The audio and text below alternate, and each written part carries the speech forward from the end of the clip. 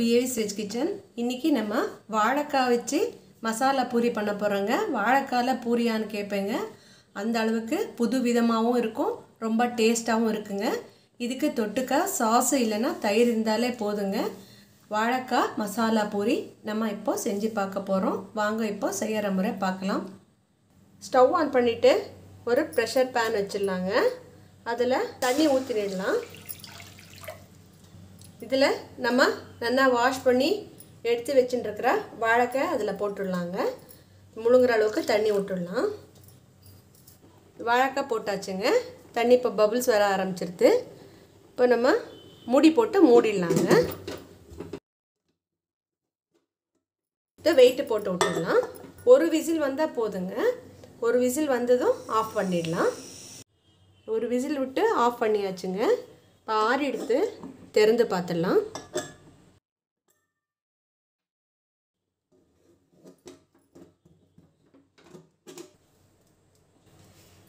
பாருங்க வெந்துடுது. இப்போ நம்ம இதை எடுத்துடலாம். எடுத்து ஒரு பிளேட்டில் வச்சுடலாம். இது ஒரு 2 நிமிஷம் ஆறட்டுங்க. ஆறினது நம்ம அடுத்த ப்ராசஸ் பார்க்கலாம். வாழைக்காய் நல்லா ஆறி எடுத்துங்க. இப்போ நம்ம இதை தோல் எல்லாம் பீல் பண்ணிடணுங்க. இந்த சைடும் கட் பண்ணிடலாம். ரொம்பவே டிஃப்ரெண்ட்டாக இருக்குங்க. ரொம்பவே சுவையாகவும் இருக்கும். கண்டிப்பாக நீங்களும் ட்ரை பண்ணி பாருங்கள். இங்கே ரெசிபீஸ் எல்லாமே ஈஸி ரெசிபீஸுங்க. இப்போ இந்த மாதிரி எல்லாத்தையும் எடுத்துடலாம். இப்போ ஒரு துருவுறது எடுத்துட்டு இப்போ துருவ ஆரம்பிச்சிடலாங்க. நல்லா இந்த மாதிரி ஃபுல்லாக துருவணுங்க. நான் எல்லாம் துருவின்னு வந்துடுறேன். துருவியாச்சுங்க. ஒரு மிக்சிங் பவுல் எடுத்துக்கலாங்க. அதில் நம்ம இந்த துருவி வச்சுட்டு இருக்கிற வாழைக்காய் எல்லாத்தையும் அதில் போட்டுடலாங்க. ஒரு விசில் வச்சா போதுங்க, ரொம்ப குழைய விடாதீங்க. அதுலேயே ஒரு பிடி கொத்தமல்லிங்க பொடி பொடியாக நறுக்கினது, ஒரு பச்சை மிளகா பொடி பொடியாக நறுக்கினது போட்டுக்கலாம். 1/4 டீஸ்பூன் மஞ்சப்பொடி போட்டுக்கலாம். 1/4 டீஸ்பூன் காரமிளகா பொடிங்க, ரெட் சில்லி பவுடர் போட்டுக்கலாம். கொஞ்சமாக பெருங்காயம் போட்டுக்கலாம். ருசிக்கு தேவையான அளவு உப்பு போட்டுக்கலாங்க. 2 டேபிள் ஸ்பூனு உப்புமா ரவா போட்டுக்கலாங்க. நைஸ் உப்புமா ரவா, வறுக்காத பாம்பே உப்புமா ரவாங்க. கொஞ்சமாக ஓமமுங்க. இது எல்லாத்தையும் கையில் போட்டுண்டு நல்லா மேஷ் பண்ணிவிட்டு மணத்துக்கு ருசிக்கு நல்லா இருக்குங்க போட்டுடலாம்.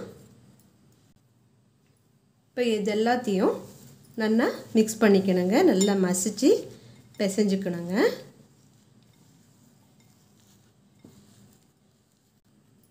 இப்போ நல்லா மிக்ஸ் பண்ணியாச்சுங்க. இந்த கப்பால் 1 கப்பு கோதுமை மாவுங்க போட்டுடலாம். இந்த கப்பு அளவு எடுத்துட்டுருக்கேங்க. போட்டுட்டு நல்லா இதுவும் சேர்த்து மிக்ஸ் பண்ணிக்கலாங்க. மிக்ஸ் பண்ணும்போது 1 டேபிள் ஸ்பூனு ரீஃபைண்ட் ஆயிலுங்க. நீங்கள் என்ன எண்ணெய் யூஸ் பண்ணுறீங்களோ அந்த எண்ணெய் அதில் விட்டுட்டு அதுவும் சேர்த்து நல்லா கலந்து விட்டுக்கலாம். எல்லாத்தையும் நல்லா மிக்ஸ் பண்ணியாச்சுங்க.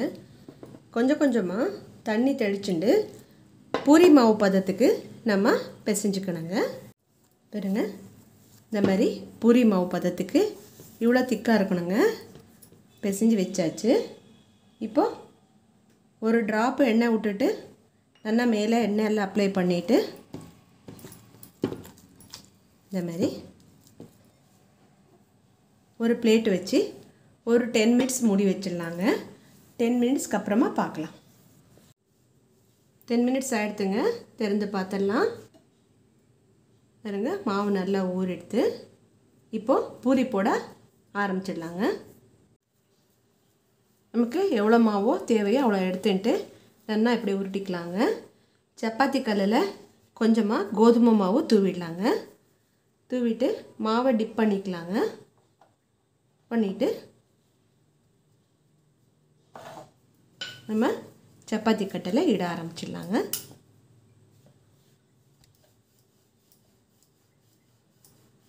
ரொம்ப மெலிசாக இடாதீங்க. பூரினால் கொஞ்சம் திக்னஸ்ஸு நான் உங்களுக்கு காமிச்சு தரேன். அந்த அளவுக்கு திக்காக இடணுங்க. நான் ஒன்றா சின்னதாக போடாமல் பெருசாக ஒன்று போட்டுட்டு அதில் உங்களுக்கு கட் பண்ணிக்கிறேன். பாருங்கள், இந்த சைஸில் போட்டாச்சு. இப்போ ஒரே ஷேப்பு ஒரே மாதிரி வரத்துக்காக நான் இந்த மாதிரி ஒரு கிண்ணம் எடுத்துட்டுருக்கேங்க. நீங்கள் ஒரு கிண்ணமோ மூடியோ என்ன இருக்கோ உங்கள் வீட்டில் அதை எடுத்துக்கோங்க. இந்த மாதிரி போட்டோன்னா நமக்கு 4 பூரி ஒரே தடவை பண்ணிடலாங்க. ஒன்றா போட்டுருக்க வேண்டாம். பாருங்கள், இந்த மாதிரி அழகாக கட் பண்ணியாச்சு. இந்த மாவு எக்ஸ்ட்ரா இருக்கிறதெல்லாம் எடுத்துடலாங்க. நம்ம இந்த பூரி எல்லாத்தையும் ஒரு பிளேட்டில் எடுத்துடலாங்க. ரொம்பவே சுவையாக இருக்குங்க. கண்டிப்பாக நீங்களும் ட்ரை பண்ணி பாருங்கள். எப்படி இருந்ததுன்னு உங்கள் கமெண்ட்ஸில் சொல்லுங்கள். இந்த ரெசிபி பிடிச்சிருந்தா ஃப்ரெண்ட்ஸு ரிலேஷனுக்கு ஷேர் பண்ணுங்கள். ஸ்டவ் ஆன் பண்ணிவிட்டு ஒரு கடாயை வச்சுக்கலாங்க. கடாயில் எண்ணெய் விட்டுக்கலாம். எண்ணெய் சூடாக எடுத்துங்க. இப்போது நம்ம ஒரு பூரியாக எண்ணெயில் விட்டுடலாம். மீடியமில் வச்சுக்கோங்க, ஹையில் வைக்காதீங்க. ஒரு நிமிஷம் ஒரு சைடு வெந்தது நம்ம திருப்பி போட்டுக்கலாம். ஒரு சைடு பொங்குறது பாருங்கள், இந்த சைடு திருப்பி போட்டுடலாம். பாருங்க, நல்லா பொங்கிடுது. இதே மாதிரி இன்னொன்று போட்டுடலாங்க. ரொம்பவே ஈஸிங்க. ஒரு வாழைக்காய் இருந்தால் ஒரு நாளைக்கு டிஃப்ரெண்ட்டாக டிஃபன் எதாவது பண்ணி தரணுன்னா இந்த மாதிரி பண்ணி கொடுங்க. இது லஞ்ச் பாக்ஸுக்கும் எடுத்துன்னு போகலாங்க. டிஃப்ரெண்ட்டாகவும் இருக்கும், ரொம்ப டேஸ்ட்டாகவும் இருக்கும். இதே மாதிரி நம்ம எல்லாத்தையும் போட்டு எடுத்துடலாங்க. சுவையான வாழைக்காய் மசாலா பூரி ரெடி ஆகிடுதுங்க. டிஃப்ரெண்ட்டாக இருக்கும், சூப்பராக இருக்கும். கண்டிப்பாக நீங்களும் ட்ரை பண்ணி பார்த்து எப்படி இருந்ததுன்னு உங்கள் கமெண்ட்ஸில் சொல்லுங்கள். இந்த ரெசிபி பிடிச்சிருந்தா ப்ளீஸ் ஒரு லைக் கொடுங்க. நன்றி, வணக்கம்.